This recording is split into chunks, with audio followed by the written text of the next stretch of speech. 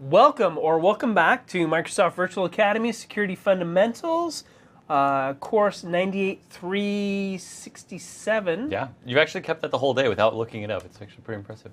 I keep waiting every time you see it. I'm like, 365, 366. Nope, you 367. 367. We are now at Module 5, protecting servers and clients. Which is, sadly, our final module for this course. It is. The time has gone by pretty quickly. I am Thomas Willingham. I'm here with Christopher Chapman. Hard at work, as you can see. And we are here to facilitate and present information for you to help you better understand security in an overall conceptual manner, to kind of plant that seed for later so you're like, oh, wow, that security stuff was interesting and I know where to go, or it was not interesting, I don't want anything to do with it, but I know that there are certain aspects I need to take care of that need to be mitigated. Yep. So let's talk about Module 5, protecting servers and clients. So the module overview, we're going to talk about protecting your computer from malware, protecting the client computer, protecting email, the server, and securing Internet Explorer. So first of all, we'll talk about protecting your computer from malware. Malware, malicious software. Malicious software is designed to infiltrate or affect a computer system without the owner's informed consent. I think that's a little difficult because typically malware, the owner has consented, but not the level of consent that the malware takes. So typically it's a Trojan horse type thing. Maybe somebody's done a search on something that's really popular at the time. Seahawks winning the Super Bowl, tennis star, Scarlett Johansson in the Super Bowl commercial. They've searched on something. They've returned a list of results. They click on a link. The link sends them to a website that, when they dig into it and start clicking around into it, download something inappropriate to their system. So although they've consented to, oh, I'm doing this search, I'm clicking around, I'm moving around, there's a certain level of an action that's been performed that they didn't consent to or didn't know. Well, and the same can be true of actual software that they may install on purpose. There are plenty of applications out there, and malware is very definition dependent. For example, if I download certain software packages that I use on a regular basis at my home or in my office, they come with a disclaimer as part of the setup process. Pick your directory, pick your defaults. You get to that second to last page or so, or tab in the installation wizard, and it says, would you like to install blank, blank, blank toolbar? Or search bar, Exactly. Or change your search page. Well, it's not malicious software. It's software I don't want.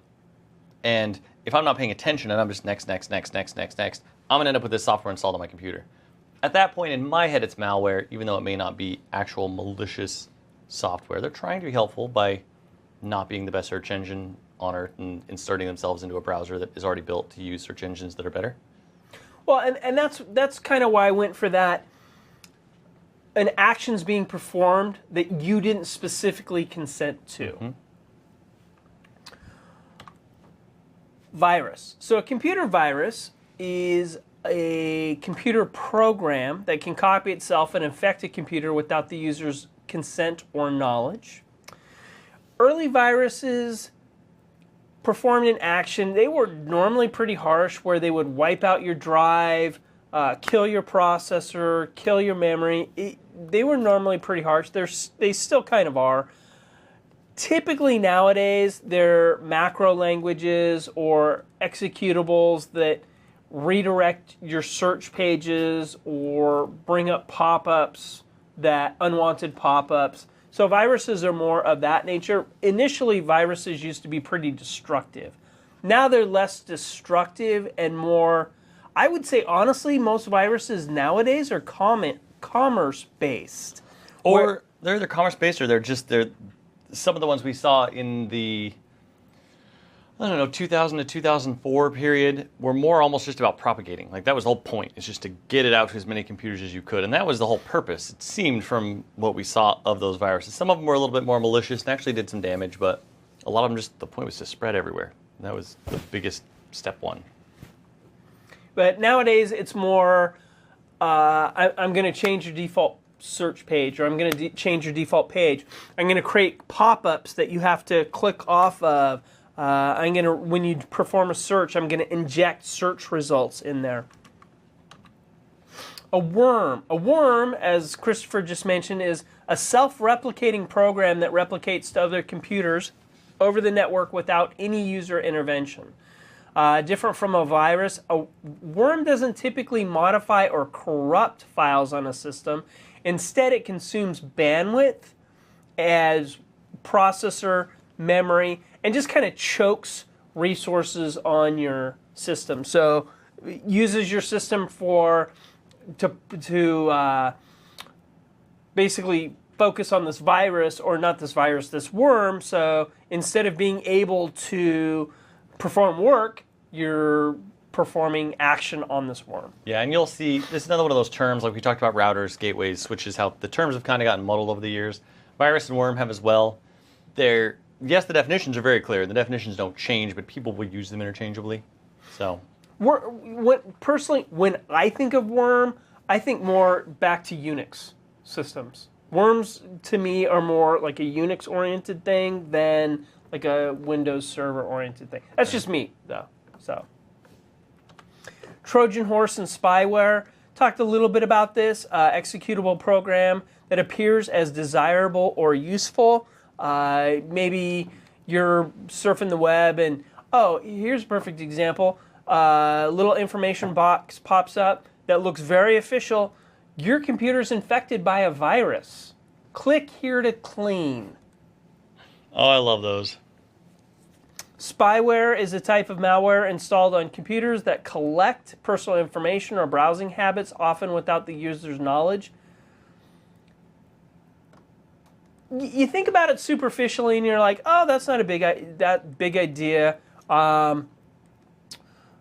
Here, it'll collect some information, and we'll see what websites that I go to.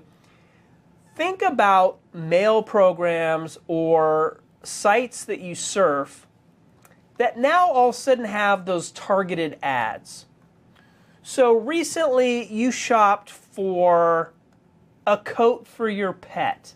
For whatever reason, you have one of those pets that needs a coat because it's cold, and you've searched for that. Now you've noticed you're browsing websites, and you see those ads that all of a sudden are like petcoats.com. Get your coat or get your pet a coat. All of a sudden now you see these targeted ads that are looking at your browsing habits.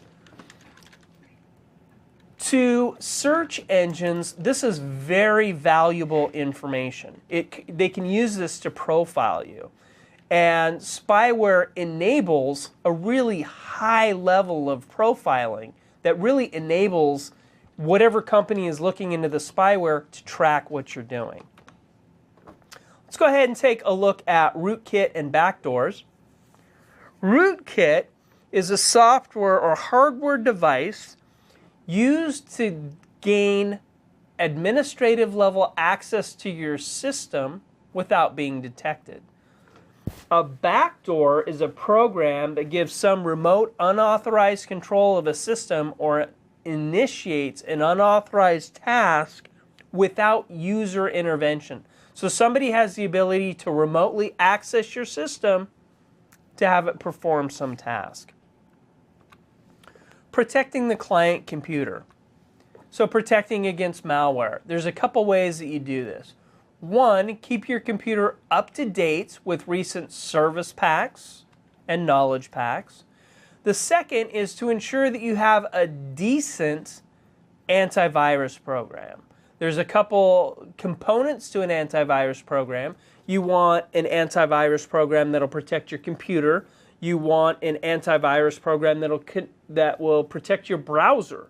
So as you browse the web, it kind of deflects with a really high level of kung fu incoming attacks, and as these incoming attacks come in, it like brushes stuff away. A virus hoax. A virus hoax is more... This is the one you just talked about. A bit, yes. Oh, a perfect example. A pop-up window comes up, says, hey, you have a virus. You click on clean here to click your virus, because they look very official. Click here to clean the virus, and then it installs what it wants to install. Another virus hoax is more a social engineering type thing. And it's not only necessarily a virus hoax. This is also kid had Pop Rocks and Coke and his head blew off and he died. Send that to all your friends.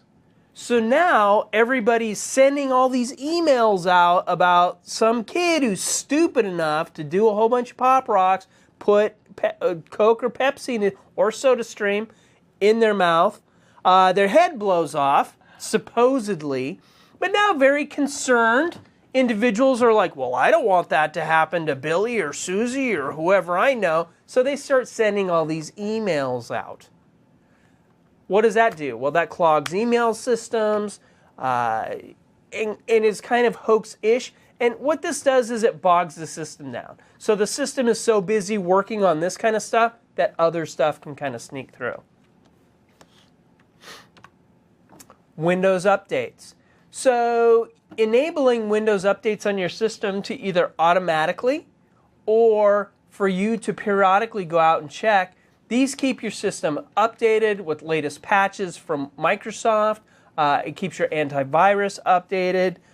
Ensuring that you have the latest fixes and patches, you keep Windows stable and secure. As known exploits are brought out for Windows, patches and fixes are released to mitigate these issues. WSUS and SCCM, Windows Server Update Service. This would be the server that you would use on site to use these patches or to distribute these patches. So it's a main system. So you have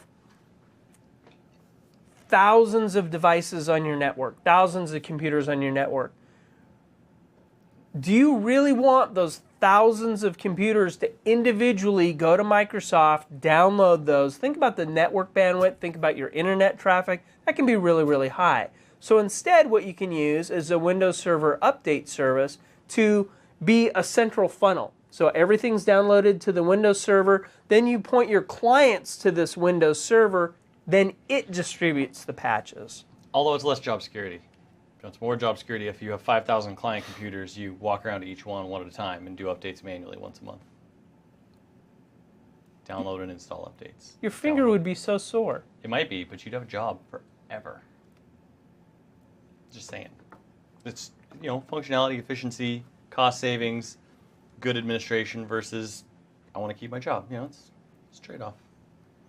Yeah, but by using a WSUS server, you can figure out other cool things and other cool directions that you want your network to go in. That's very true. Now, WSUS and SCCM, terrific tools. WSUS is actually an included tool now in server, if I remember correctly.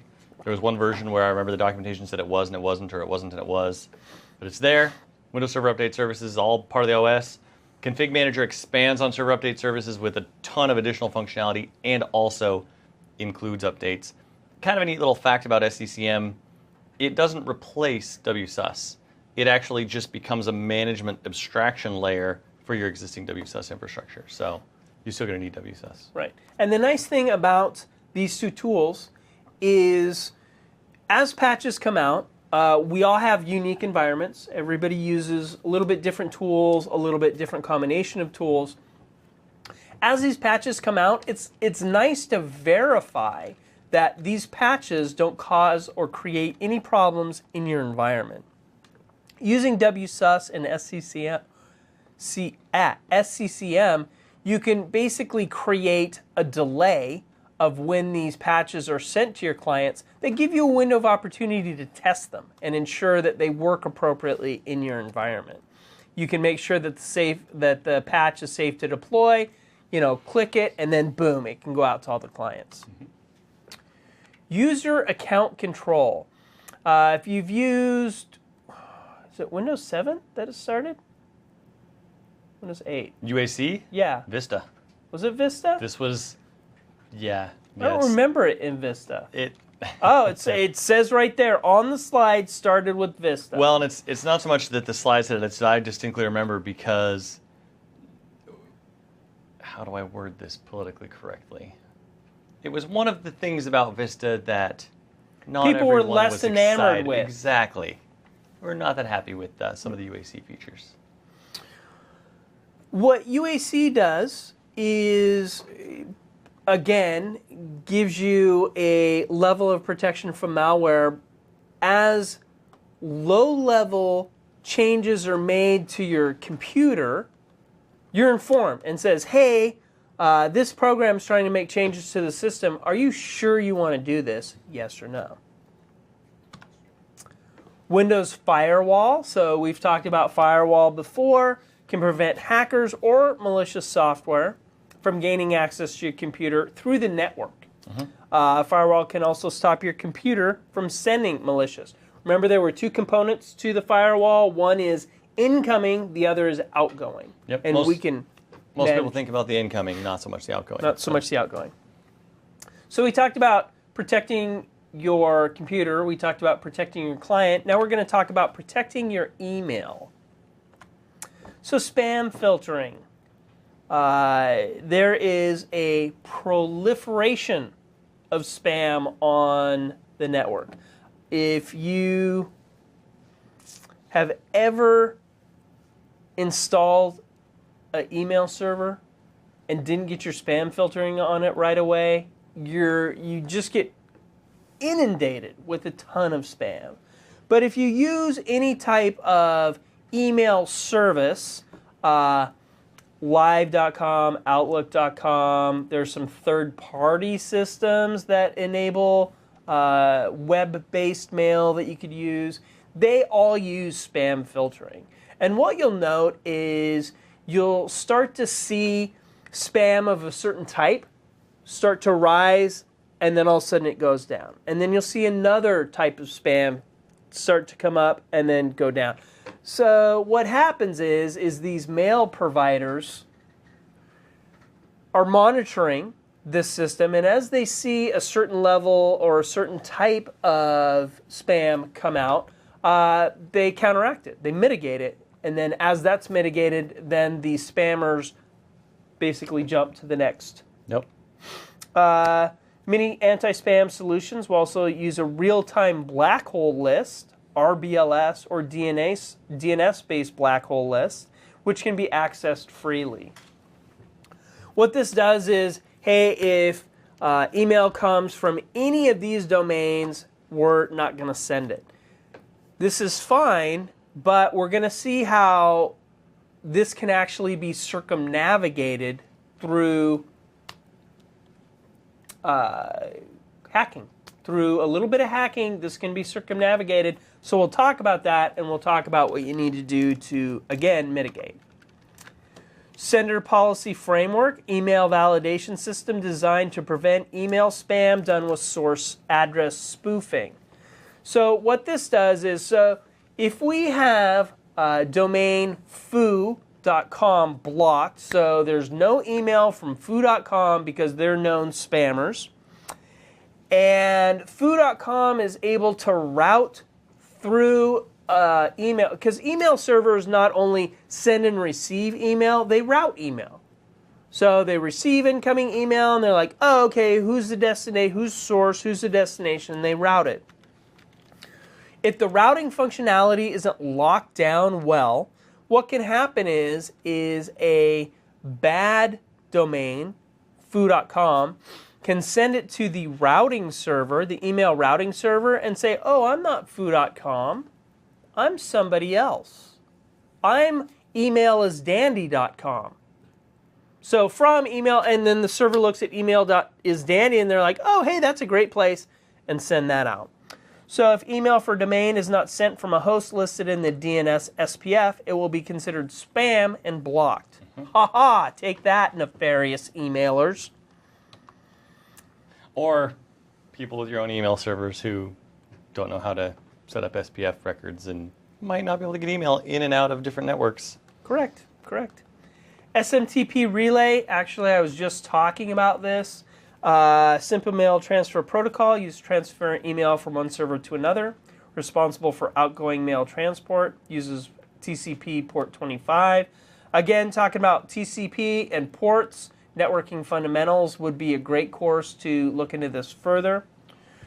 You may think that your email servers are used only for your users to send and retrieve. This introduces that relay mail. You only want your internal servers to relay email through your mail servers. And spammers look for unprotected SMTP servers to relay their email through. And that's where we go through that that Senator Policy Framework, SPF, to ensure it's basically an identity authenticator. You are who you say you are. I agree. You are a trusted source, and I'll trust what you send me. So protecting your server. Again, the first step, physical security, where you place it. All the way back to module 1. Exactly. Is the server placed in a good physical location? I've seen servers placed in closets that when I opened it up, it was a huge rat's nest of cabling. And since there was no ventilation, it was like 140 degrees in this little closet area. That's not the best. And even though it was a locked room, they're like, well, we have it in a locked room. CIA, confidentiality, integrity, availability. If the server overheats and goes down, it's not going to be available. If it overheats and corrupts data, data integrity. So ensuring that it's not only a locked room, but a locked, well-ventilated room with stable access to power. So it talks about hardening the server. To harden the server is to reduce that attack surface, as we discussed earlier. Microsoft Baseline Security Analyzer. I was going to say that was a beautiful segue for my demo coming up. So ta-da, there we go. I'm here to be of service to you, Christopher, and to set you up in the best possible method. I like it. Well, the slides do that as well. It's kind of nice. I can see it coming. I'm like, oh, I know what's going to be coming up here in a minute. Yep. So we have the MBSA, a software tool released by Microsoft to determine the security state of a system by assessing missing security updates. So it runs on your system and says, hey,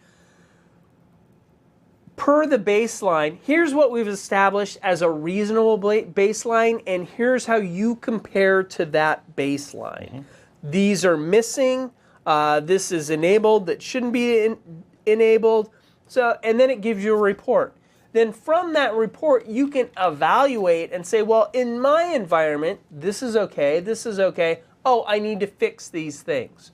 One thing about security is awareness. One thing that you're going to find is security is a huge treadmill, and there's always new stuff coming out. There's always something new that will trip you up that you just didn't know about. And a lot of these holes that hackers and nefarious people connect into are holes that are relatively new or that have been around for a while, and again, the information just hasn't been sent out to people, so they just don't know to correct these issues. That's why it's important to make sure that your devices are updated and patched and the fixes are applied. Secure dynamic updates in DNS. So later versions of DNS enable dynamic updates of resources in DNS. This is good because we know clients use DHCP, Dynamic Host Configuration Protocol. See Networking Fundamentals for further explanation. But Dynamic Host Configuration Protocol enables the ability to temporarily get an address. So as a system has an address for a little while, it reboots, it has a different address. Dynamic DNS enables these clients, as they get new DNS addresses, to change and modify their DNS addresses and to modify their updates. This is fine, but we go back to DNS poisoning or adding incorrect DNS entries. We want to make sure that that's disabled. So with unsecured dynamic updates, any computer can create records on your DNS server, leaving you open to malicious activity. Again, Microsoft.com can be redirected to this website for badpurposes.com. It could be redirected to anywhere. And I've never, ever done something like that to a friend as a prank. That would be just good times, especially if it's something that they have to use all the time. Or so, well, yeah, definitely. Something that they're expecting, not what you set up to point to. Well, and so now secured dynamic updates in DNS, that's a pretty high-level thing. Done at a server level. A person could change a host file locally, so only that client computer is affected. Less fun than an entire network. True. That's totally true, but on a more targeted level, you only want to target users going to a specific website or whatever, download a new host file, overwrite. So now you have a new DNS entry. You look and say, oh, hey, I'm going to the right DNS server. I have no idea why I'm being redirected. Then you look at your host file and see this new weird entry in your host file. So now we have a demo. Christopher's going to show us MBSA. I am. Take it away, Christopher. So I've got on here, I was all set up. There we go. Here it is. I've got the download. I've got the latest version. There has been an update put out for this recently, post 8.1 and server 12.12 R2. I'm going to actually go through the whole thing. I'm going to install it real quick. We're going to run it really quick. It's not a terribly long process. It's only 1.7 megs as an installer, so it's not like installing Exchange or SQL. And every now and then I like installing things like this because it takes 10 seconds. And as I say that, I jinx myself, and it's now going to take 2 minutes. I'm going to sit here and stare at this screen while it thinks. You're going to will it to install faster. I did. See that? Look at that. Done. MBSA is installed. Check computers for common security misconfigurations. Now, this is a good thing. I'm running on a DC. I've made local group policy changes. I've made actual domain group policy changes. We're going to take a look. It's pretty simple. Scan. Computer name. It already wants me to scan this one. I have IP addresses. There are none listed in here. I can scan if I want to. I'm going to leave the defaults. Down at the bottom, you see check for Windows administrative vulnerabilities, weak passwords, IIS SQL security updates. Just leaving this as is. Start scan. Now, I don't believe this will take too long, but we'll come back to this. If we want to go one more slide in, we'll come back and take a look at the results of this.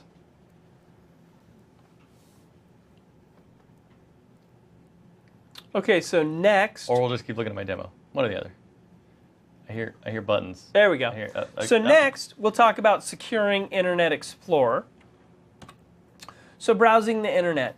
Browsing websites can expose you to a wide range of hazards. Can it really? It can. I've never seen a hazard on the internet. A hazard. I was browsing. I was a good web browser until I took an arrow to the knee. Oh yeah. Yeah, look at what I did there. Look at me with the pop culture references. Nice. Yeah, totally bringing it. If you weren't watching on the screen, I just got a fist bump. I didn't really. It was sad. Today's browsers include pop-up blockers, the use of zones, and other built-in security features. Cookies and privacy settings. Now, these aren't the tasty chocolate chip or oatmeal cookies that your mother made. Or that I've been enjoying over here for the entire day. Yeah, very tasty. It was a very... delicious indeed. Yeah, those were good. So, if you've noticed, you're on a website, You click off, you leave, you come back another day, and interestingly enough, how you set up things on that website last time, it's exactly the same this time. How did that happen? Cookies. Cookies are a little file that it puts on your system that just says, hey, you've browsed this system before, and here's what the configuration looked like. Or here's what you looked up. Or here's what we showed you, or whatever the case may be. Exactly.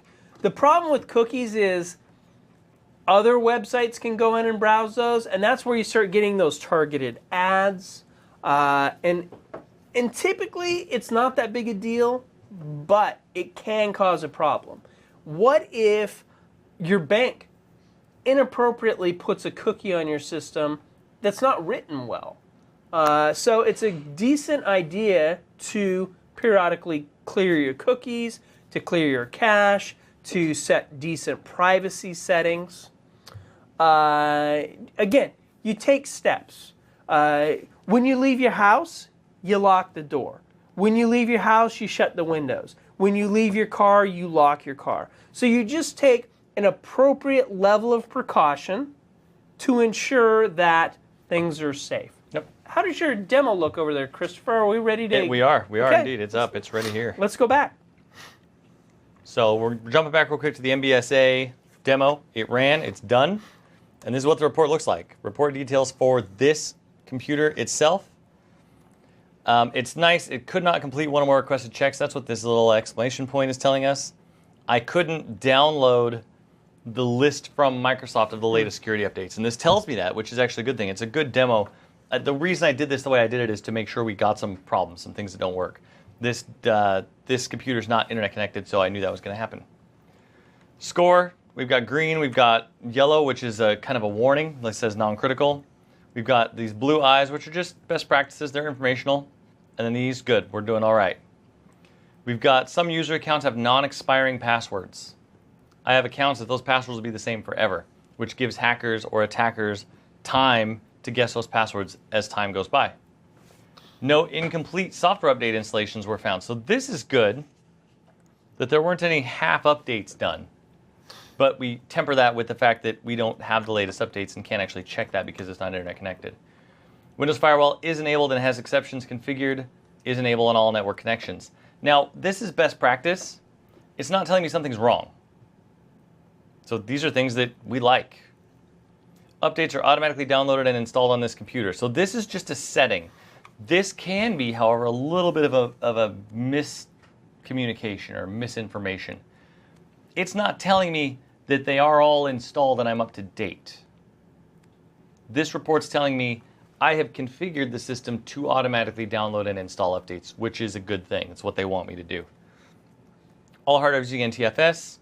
No auto logon. Yes, you can configure this. Yes, you can configure this, I'm pretty sure, for domain controllers. I don't know because I've never done it because it seems like a horrible idea. I feel like I did configure auto logon on a DC a couple of years ago as a test just to see if it would actually work, I think.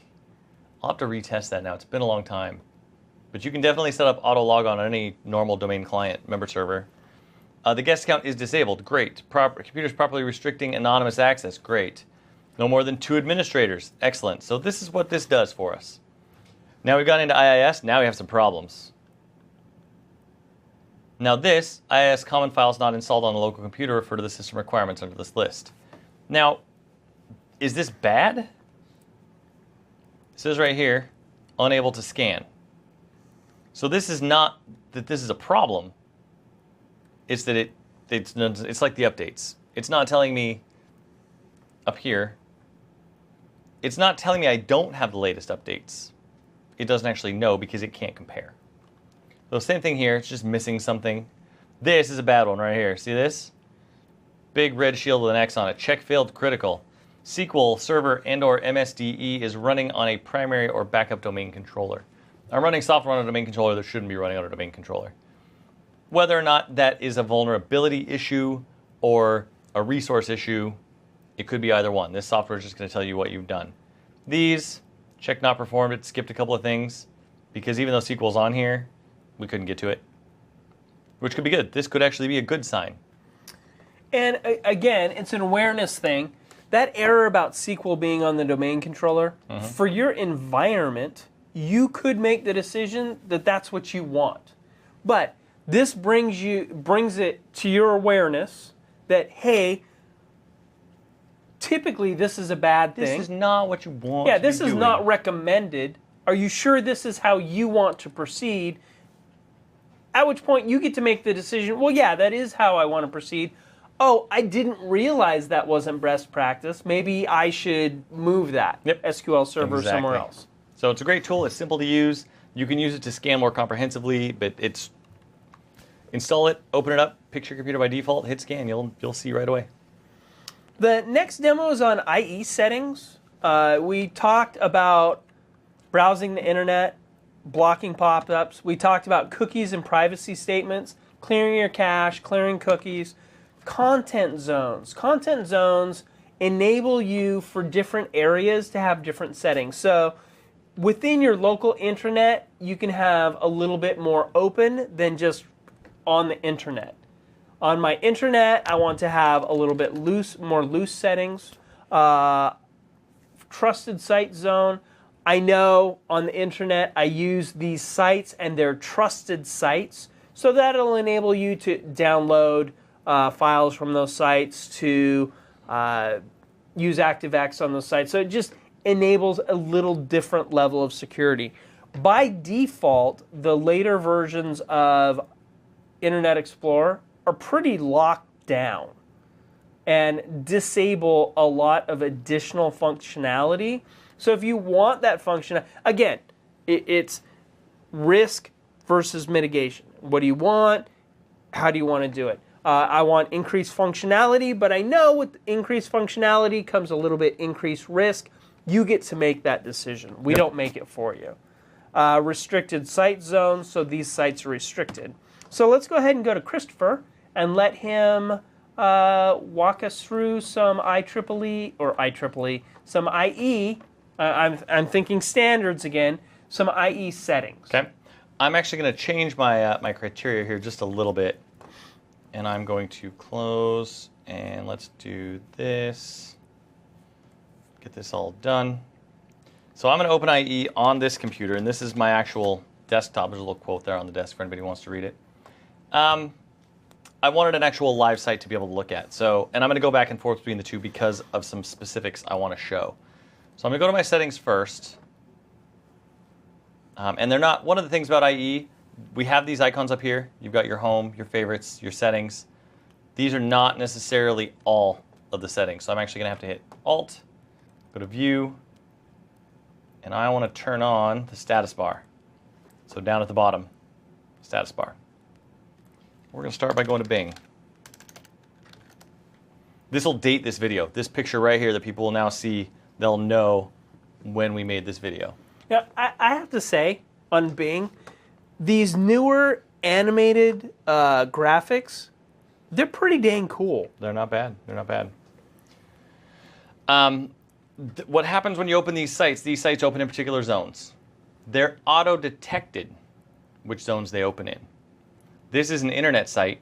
It's going to be an internet zone site. And what I mean by that, let's go ahead and actually look at these settings, internet options.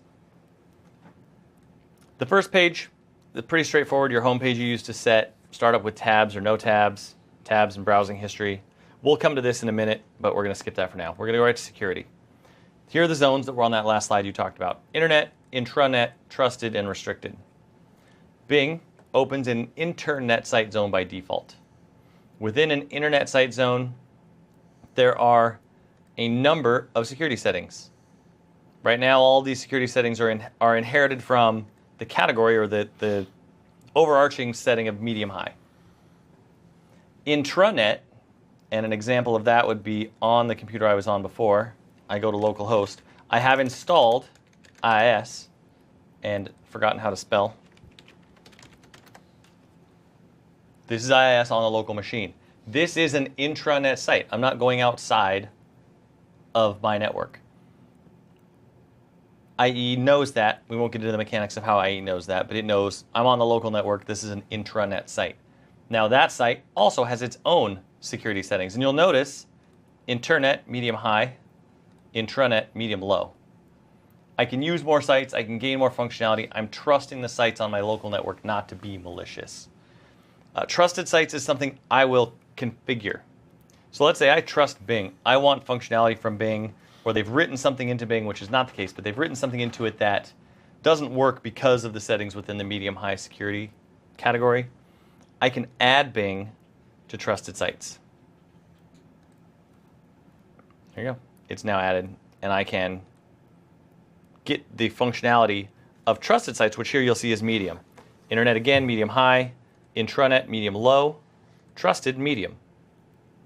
I can change this. I can change it custom. I can go in and set individual settings for all 3 of these zones. So even if these don't work out of the box as default, you can still change them to make things work. And when you make changes in this area, for some of these changes, you will have to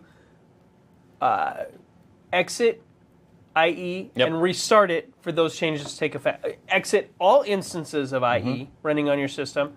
Basically, so when IE starts back up, it can look at those settings files and take those new settings. Yep, that's true. So we'll jump back here real quick and we'll look at this browsing history. We talked about those cookies. We talked about information being saved to your computer by sites. We can get rid of all of that right here. We're not going to go into all these. I mean, we're trying to keep this broad. I'm not going to spend a lot. It's not an IE course, so not too many details. This is the big one, again, security. Privacy, this is cookie settings. Blocks third parties who do not have a compact privacy policy. Restricts first party. This is the only other tab we'll actually look at because it is security driven. We're trying to keep malicious information off your computer if we can help it. The pop-up blocker. And disable toolbars and extensions when in-private browsing starts. Anybody familiar with in-private browsing? It's pretty slick. You ever use it? I do. Let me close this and open this. So you use keystrokes to open that. I did use keystrokes. Control-Shift-P. There you go. Control-Shift-P is your friend. When in-private browsing is turned on, you'll see this indicator right here. Helps prevent IE from storing data about your browsing session. Includes cookies, temporary files, history, and other data. Toolbars and extensions are disabled by default. So this may be a somewhat limited browsing experience depending on the sites you're going to, but all of the concerns we have for security aren't concerns on this computer. Now, that's usually a good thing, but it depends on your motives for turning on in-private browsing. That's all we'll say about that. So, well, okay, I'll give you an instance of why I use in-private browsing. I use in-private browsing because I have my Hotmail-oriented account. Dating myself, I use Hotmail. I have my Hotmail account. It's Outlook.com now. Okay. It's still Hotmail, though. You still have the Hotmail. Yeah, so you should get an Outlook.com account and link to it. So yes, I've actually done that. I've updated myself. But so I have my Live account, my Windows Live ID, which apparently they don't even call it Live ID anymore. Now it's like your Microsoft account. Microsoft. Not confusing at all for employees of Microsoft, by the way. Correct. Log in with your Microsoft account. Okay. Okay, which Why no, doesn't that not work? that one. Not that one. Yeah, that's... So I have my, we'll just call it for this purposes, your Windows Live ID. I have my Windows Live ID, and I have my internal company-oriented Microsoft account. I have on some sites entries for both of these. Windows Azure. For Windows Azure, I have a Hotmail account that's attached to my MSDN subscription, and I have an employee account. As I log in, typically, I want my Hotmail account, but there are times I want to use my Microsoft account. When I want to use my Microsoft account, I open private browsing because all those typical settings in a browser don't apply. So when I go to Windows Azure, it prompts me for login. It doesn't say, oh, I know what you want. It goes back to default behavior. Well, because it doesn't have anything to draw from. It's like, I have no prior history of you doing anything. Correct. So at that point, I'm able to log in with my alternate credentials and log in, perform whatever actions I want to perform, log out, and yet the credentials I normally want access using, I haven't hampered those at all. I haven't logged out, logged into another account, and basically interrupted this account system. So that's one of the ways I use it. Yep. Another way that you could use it is to browse for presents for your significant other that you don't want them to be able to go into history and look for. This might be the best use of in-private conversation I've ever had about IE. That is very, very good use of in-private browsing on your personal computer. I am here to be of service to the people out there. I'm going to remember that explanation forever. Yep. and So ever. when it's time, Valentine's Day, Christmas, birthday, whatever, Random Thursday. Random Thursday, and you're thinking, I need to give a gift for my spouse, significant other, whatever, pet, you're getting that coat from petcoat.com, you can do it. And it will not be tracked. And that dog will never know. We'll never know. Won't know what hit him. They'll be, little puppy will be walking along. Next thing they know, they have a coat on, and they're like, holy crap, how did I get a coat? And even though they couldn't find it in your browser history. No, didn't see it coming. That's terrific. Just saying. I like that. That's great. So I think those are the IE settings we're going to go over. There are dozens more IE settings. We could be here for days, but again, it's not an Internet Explorer course. Those are the security ones. The security tab that covers your actual security settings. The privacy tab, which covers your cookies. So that's it for IE settings. And speaking of that being it, that's really it. Awesome. We're closing off on some IE. So again, Microsoft.com/learning, Yep. excellent resource. That's what we got for security. So that's it. We have That's what we have for security in this course. There's plenty more. we've barely scratched the surface. Yeah. That's me scratching the surface figuratively, not literally. I wish I had a Surface. It would make more sense. Oh, see, now that would be bringing the magic. It would.